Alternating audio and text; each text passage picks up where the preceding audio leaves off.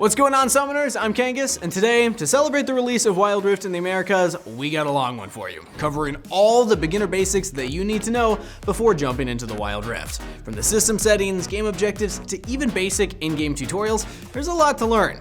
But before we get into that, it's our question of the day. For you more experienced players, what do you believe to be the biggest learning curve for the Wild Rift? I personally think it's learning what every single champion does, since there's so many abilities and passives to memorize. League players have a huge advantage here, but it's easy to forget that for a new player, it can be a lot. But let me know your thoughts in the comments down below, and let's get into the video. We'll begin by talking about what the different roles are for Wild Rift. The game is separated by 3 different lanes, that being Dragon Lane, which is also known as the Duo Lane, then there's Mid Lane, and then there's Baron Lane. In the Wild Rift, there should be 2 players that go into the Dragon Lane, an AD carry and a support. AD carry stands for Attack Damage Carry, you can also abbreviate as ADC. They're typically a marksman champion that relies on auto attacks to deal consistent DPS, or damage per second, while the support serves as a protector. This may be in the form of a champion that heals, or a champion that's super beefy and immobilizes the enemy. These are referred to as casters and tank supports accordingly.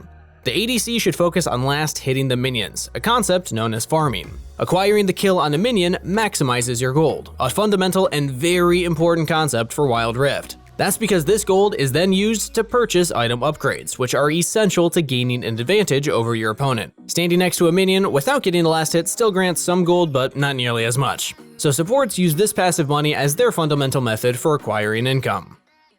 Mid lane is a 1v1 fight, and since the lane is positioned in the center of the map, the role is pivotal to the tides of the game. Champions typically played mid are mages and assassins. Mages are essentially champions who deal their damage from casting their spells from a safe distance, while assassins are burst damage carries who utilize gap closing and escapes to sneak up and kill unsuspecting enemies. Mage mid laners are typically better at dealing damage to many targets, while assassins excel in picking out a single individual.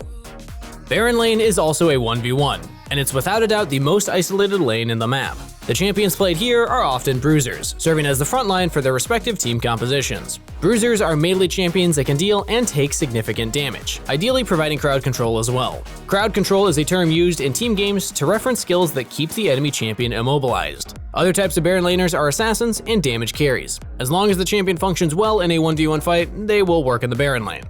And of course, we can't forget about the jungle. The jungle is the surrounding area between each lane, where neutral monsters reside. Junglers refers to the champion assigned to the role of roaming the map, utilizing jungle monsters as their primary source of gold income. But unlike minions from other lanes, jungle monsters are neutral and therefore can be killed by either team. Since clearing these neutral camps is essential to a jungler's income, jungle picks require the ability to fight these monsters without the help of their allies. In essence, they need to have relatively consistent damage and wave clear. Their main job in a game is to gank, which means to approach and help allied laners by flanking and attacking their enemies. There are various different kinds of junglers. Some scale better into teamfights, while others play the early game better thanks to their fantastic ganking potential, but each has their own pros and cons. So now that we've covered the roles you play, let's talk about abilities. Champions in Wild Rift all have 4 upgradable skills. Depending on each champion, the ability upgrade priority will be different, as maxing each skill provides a unique advantage. One of the only constants in ability upgrades is always level up your last skill whenever it becomes available. This last one is referred to as your ultimate ability and can be only leveled up during specific level up intervals. Typically on a longer cooldown than every other skill, ultimates are pivotal to a champion's kit. Additionally, each champion has a passive ability, but these ones cannot be upgraded. So for you League PC players watching, be aware that this game is mirrored when playing from the top side of the map. This means that the game will always place the player on the bottom side of the screen, making for a much more uniform experience with each match. And that concludes the basic champion and role overview. If you want a more thorough guide on how to play a specific role, then check out our individual role guides shown here. Simply click the specific one you want to check out, and you should be linked accordingly. Alright, the next topic we're going to cover is talking about the minion waves. There are 3 basic minion types in lane: casters, melee, and cannon minions. Caster minions are ranged, offering the least amount of gold while having the least health. These are the minions typically at the back of the minion wave. Next up, melee minions are obviously not ranged. They offer the second most amount of gold and are tankier than casters. These minions can often be seen walking up to hit their target, standing at the front of every minion wave. Finally, cannon minions spawn every 3rd minion wave. These are the biggest typical minions, making them the top priority when farming since they grant the most gold. Be sure to last hit them if you're playing a farm-reliant laning role. Allied minions also serve as great tools to help push in a lane. Super minions are the abnormally powerful minions that only spawn when destroying the inhibitor tower, but we'll touch more on them later. So those are the basic descriptions of minions, but if you want to learn more about how to control minion waves, check out our guide on that topic here. So you can think about Wild Rift as pretty much a tower defense game, but on a much larger and faster paced scale. Each lane has 3 towers, the outer, inner, and inhibitor towers. The outer tower stands closest to the center of the map and will be where most, if not all, of the laning phase of the game occurs. These towers stand as protective structures that shoot at enemy targets that walk under them. Towers also have something called turret plating. They are indicated by the little notches in their health bar, and bringing down the enemy turret's health beyond these notches rewards you with bonus gold. In addition, destroying any structures grants your entire team gold, making it essential to play around these objectives.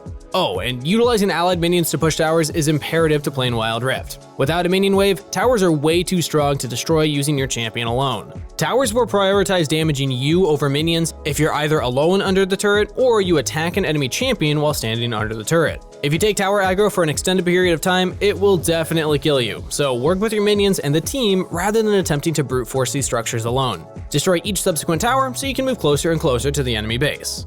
Once the inhibitor tower, which is the innermost tower, is destroyed, the enemy's base opens up, allowing for your team to target the enemy nexus. Destroying that big crystal grants your team the victory. But be warned, the nexus shoots out just like a turret, but this one is even stronger. In addition, when destroying an enemy team's inhibitor tower, your minions will become enhanced, now spawning something called super minions like I mentioned earlier.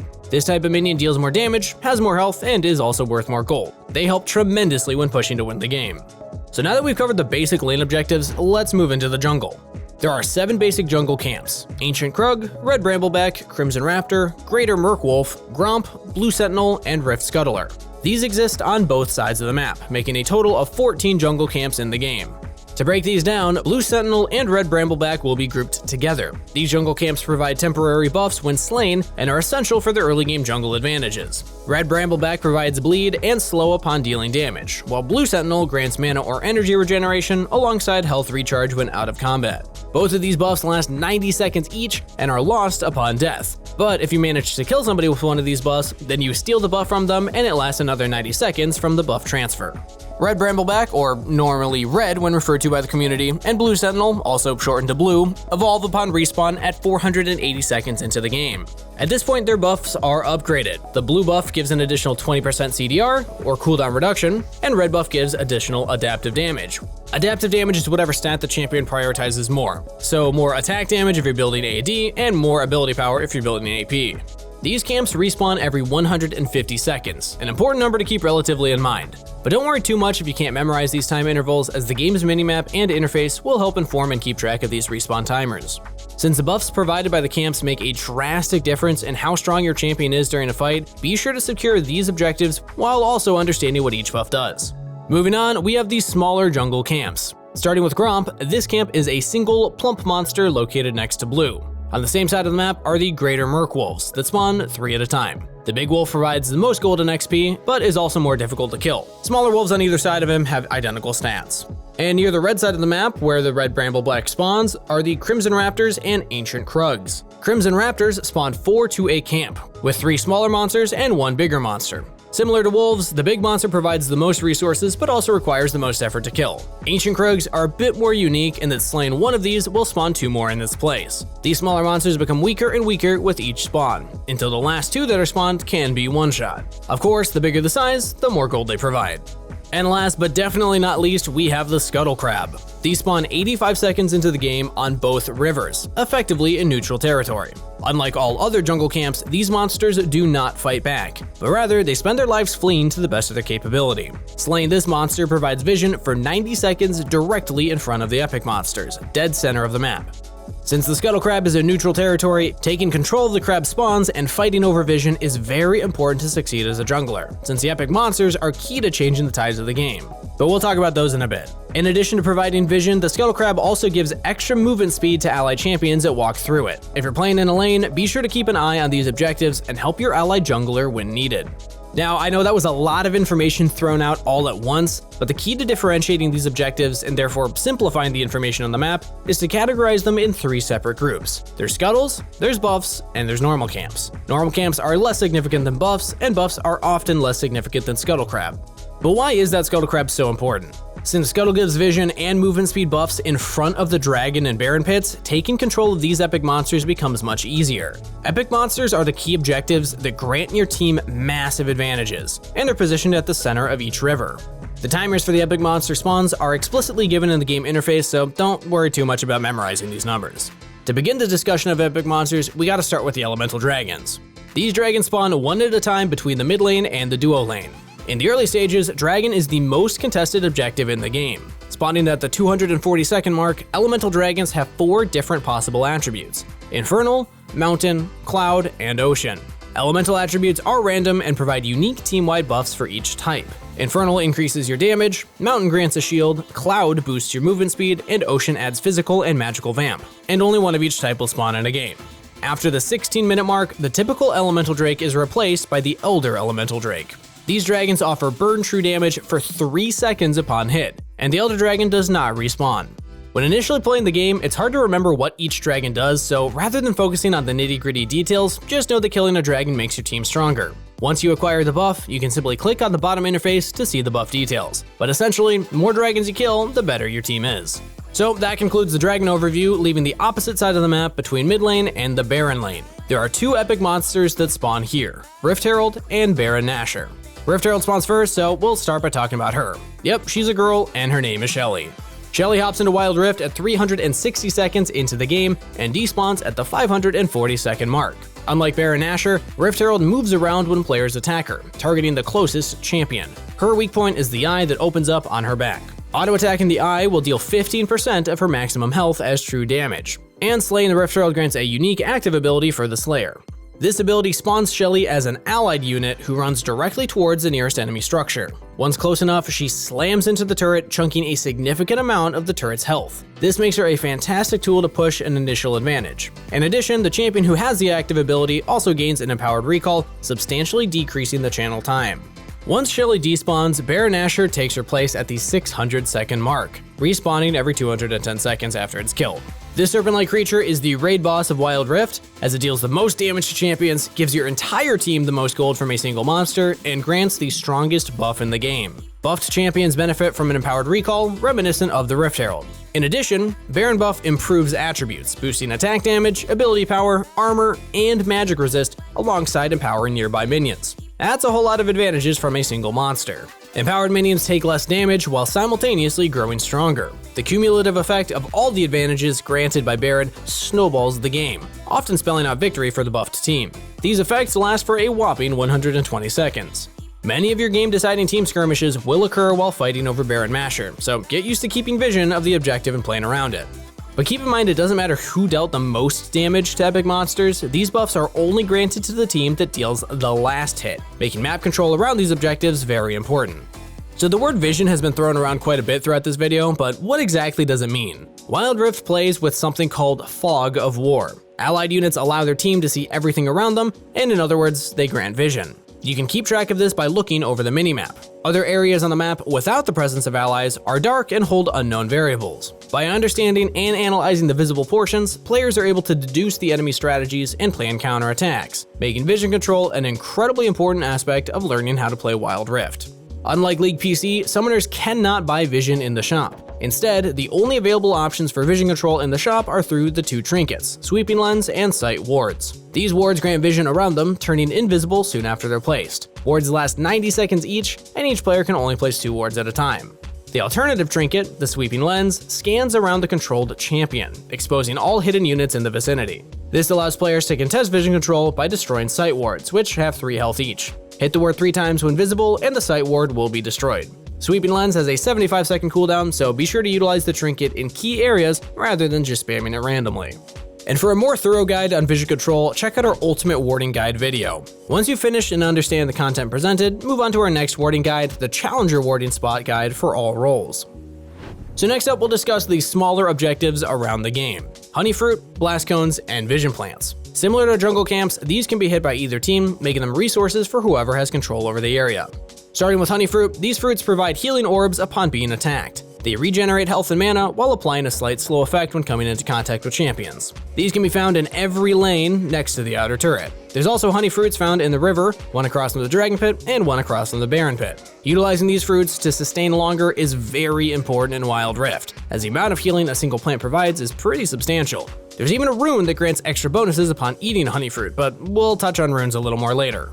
Lane fruit spawns at 45 seconds, while jungle fruit spawns 180 seconds into the game. Each one respawns 120 seconds after they've been hit. Keeping this general time frame in mind will definitely help you improve in the Wild Rift, allowing you to adapt and utilize these fruits more effectively. But now moving on to the blast cone. Hitting this plant while standing near it will shoot you forward and jump terrain, making the plants fantastic and versatile tools. There's a blast cone on the opposite side of both the Baron and Dragon Pit, and also near both blue buffs. They can be used to start desperate attempts to steal monster objectives and also to initiate fights. In the middle of intense combat, it's really difficult to pinpoint your auto attacks on the blast cone and utilize them effectively, so be sure to understand the amount of distance covered by these plants and build up that muscle memory of popping them. And last but definitely not least, we have the Vision Plant. Hitting the plant provides a large cone of vision in the direction that you hit them in, gathering invaluable information on the map. These can be used to spot enemy wards and champions alike. Enemy wards remain visible for a significant period of time, allowing for your team to clean them up. Vision plays a massive role in the game, making this specific plant essential to controlling the map. Now, throughout the video, many terms were thrown around, such as ability power, attack damage, true damage, vamp, etc. So for those who know what each of these are, feel free to skip this next section of the video. Damage types in the game are categorized by 3 types: ability power, attack damage, and true damage. Different champions' abilities scale differently according to these damage types, often creating linear item build paths for them to follow. AP and AD damage both have defensive options to negate them. Ability power is countered by magic resist, and attack damage is countered by armor. And to counter resistances, damage dealers can build armor or magic penetration, but true damage cannot be countered by any stat. That's why it's called true damage. Some items in the game provide something called a vamp. There are 2 kinds of vamp: spell vamp and physical vamp. These grant health regeneration based off of the amount of damage dealt, spell scaling off of AP damage, and physical off of AD damage. Grievous Wound counters vamp, providing bleed damage that significantly decreases the healing granted. In the realm of attack damage, there's also attack speed and critical chance. Attack speed increases the rate at which your champion can auto-attack, while critical chance increases the probability of landing a critical strike, which deals significantly more damage. Ability haste, an attribute granted by specific items, decreases the length between ability usages. The more ability haste you stack, the faster your abilities will go off of cooldown. And last but not least is health, which should be self-explanatory. Health increases the base health of your champion, making them much sturdier and harder to kill. These stats can be separately prioritized according to the specific item builds for various champions. In essence, there are certain item combinations that have been proven to bring out the best of each champion, taking into account the meta of the game alongside the balance updates all at once. And again, that's a lot of information to take in, so we'll break things down by going over the item shop. In the area that you initially spawn, you're greeted by a shopkeeper. This will be the only spot in the game where you can buy items, allowing you to customize your champion's growth. These items cost gold, which can be acquired by farming minions, stacking income passively with time, and acquiring takedowns. Takedowns count as kills or assists, with kills granting more gold than the assists do. The shop interface is separated by 5 categories: recommended, physical, magic, defense, and boots. Recommended section is tailored personally by the player, who can choose these loadouts before heading into the game. By shopping in the recommended section, item suggestions are laid out for you according to the preset that you selected. We highly recommend beginner players search up item builds beforehand and prepare these before heading into battle. And the other categories are rather self-explanatory, offering the appropriate stat upgrades. In each of these categories, items are separated by tier level, with top tier, mid tier, and basic items. The way these work is that the basic items build up to a mid tier item, and those mid tier items build up to a top tier item. There are no further upgrades for a top tier item. For the most part, you'll want to finish one top tier item at a time before starting the build for another. Each top tier item offers a unique advantage, and understanding each advantage while weighing it on the specific champion you're playing allows you to optimize that usage and therefore your gold efficiency. Thinking of unique build paths requires a firm understanding of the strengths of the champion that you're playing and also the item's utility, which is why we suggest following a recommended build path for beginners before you experiment with various item selections. And for those looking to learn more about the items on Wild Rift, check out our item guide here. Wild Rift boots work a little differently from most other MOBAs, since they can be upgraded into an active item. These items offer a variety of different abilities, from remaining frozen and invulnerable to providing a boost in your movement speed. So be sure to read up on the various active abilities more closely to help decide which one you want to purchase. As cool as each item may be in the game, not every item stands equally. Since Wild Rift is always evolving with patch updates and balance changes, oftentimes there are simply set playstyles that statistically yield higher success rates than others. These playstyles are referred to as the meta, and usually help dictate which champions and builds see more play than others. And in case you were wondering, yes, we make tier list videos based on patches as well. You can check out our patch 2.1b tier list to see the champions ranked from best to worst for each role. These tier lists help organize Wild Rift champion information, making deciding who to play way less overwhelming. So if you want to watch these in the future, sub to this channel now so that you don't miss out. So items are customization options for champions during the game, but runes and summoner spells are customization options prior to the start of the game. There are two kinds of runes in Wild Rift: Keystone and Secondary. Keystone runes are the most impactful and are limited to 1 per champion. Also, check out this video for more information about all the Keystone runes. For the Secondary runes, there are 3 trees with 6 options in each tree. Players can choose 1 selection per tree, adding up to 4 total runes to take into combat. The first Secondary tree offers offensive capabilities, the second provides defensive options, while the third is more versatile utility. Depending on which champion you're playing, the runes you'll want to prioritize will also differ. There's simply so much to learn about the game, and understanding the nuances of each specific rune can be really overwhelming to get into right away. That's why we recommend beginner players first search up runes for individual champions rather than just randomly choosing. The game offers a total of 7 summoner spells, each having a rather long cooldown. These spell selections are shared by all champions, allowing for a degree of customization freedom in gameplay. Players choose 2 of these spells to take into combat. Ghost speeds up your champion, Heal restores health while slightly boosting movement speed for you and a wounded ally, Barrier grants a shield to soak up damage, Exhaust decreases enemy movement speed and damage, Flash teleports a champion a short distance instantly, Ignite provides true damage over a course of a few seconds, inflicting them with grievous wounds too, and Smite deals true damage to a monster.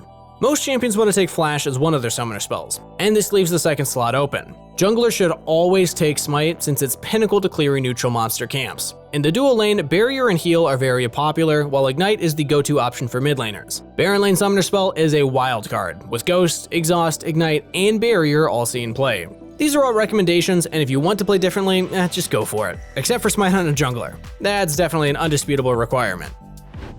The early game stages is called the laning phase, described during the first portion of this video. This stage is where champions focus on scaling up. The big team fights occur during the mid to later stages, typically when outer turrets on either side have already been destroyed. With outer turrets down, the map becomes much more of a game of chess rather than a straightforward video game, opening up variable roaming strategies that help to carry a lead. Wild Rift's map is pretty small, or at least smaller than League PCs. This causes champions in Wild Rift to clump up much more during teamfights than in the PC counterparts. In patch 2.1b, the most recent patch during the time of this video, many of the successful top tier champions abuse the smaller map by utilizing area of effect crowd control. This makes heavy engaged champions incredible in the current meta. These champions should go in on the enemy during teamfights, attempting to keep them immobilized as long as possible. While they do this, the damage carries finish off the fight. Marksmen with area of effect damage play the best as of right now, maximizing damage output during pinnacle teamfight moments in the game. The key to playing well during the later stages of the game is to understand team compositions alongside team fighting strategies. These require a firm understanding of the map and champion play styles, adjusting to every changing variable. As these are immensely complex, this video will not go over every nitty-gritty detail of teamfights. Just remember there are always areas to improve in this aspect, no matter how good you are at the game. Even professional and high elo players learn every day while playing, so take comfort in that fact. In Wild Rift, the chat function is honestly not the greatest. The keyboard covers up a significant portion of the screen, making it really difficult to focus on gameplay while talking with your teammates. Instead, pings are a great tool to assist players in coordinating with their team. There's a ping for missing, danger, engage, and on my way. These are much faster than typing and simply require you to drag and drop the ping to where you want to indicate. So instead of trying to type out commands, be sure to utilize pings instead. You can also check out our Why Chatting Equals Losing video for a more in-depth explanation in communicating with your team, and also why you should really be abusing pings. And last but not least, let's go over the system settings and controls. We highly recommend you turn on the Portrait Lock feature, which allows you to click on a champion's face near the attack button. Doing so auto-locks your targeting system to focus on them, therefore streamlining the controls. In addition, if your phone can handle it, always play on 60 FPS. This allows for a much smoother gameplay experience. For camera settings, turn on the semi-lock camera, as this allows you to change the centering of the camera, granting you more versatility in viewing the map.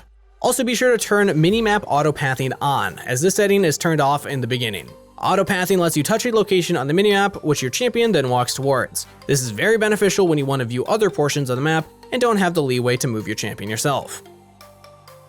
So if you're new to Wild Rift or even League of Legends as a whole, then I hope you got some useful tips from this video. If you are new to the Wild Rift community and want a place to connect with more players just like yourself, then check out our ProGuides Wild Rift Discord. Click the link in the description down below and come make some friends in our community. Also, for more guides like this, be sure to like the video and subscribe to the channel. But that's it for today. So as always, best of luck in the Rift, stay hydrated, and I'll see you next time.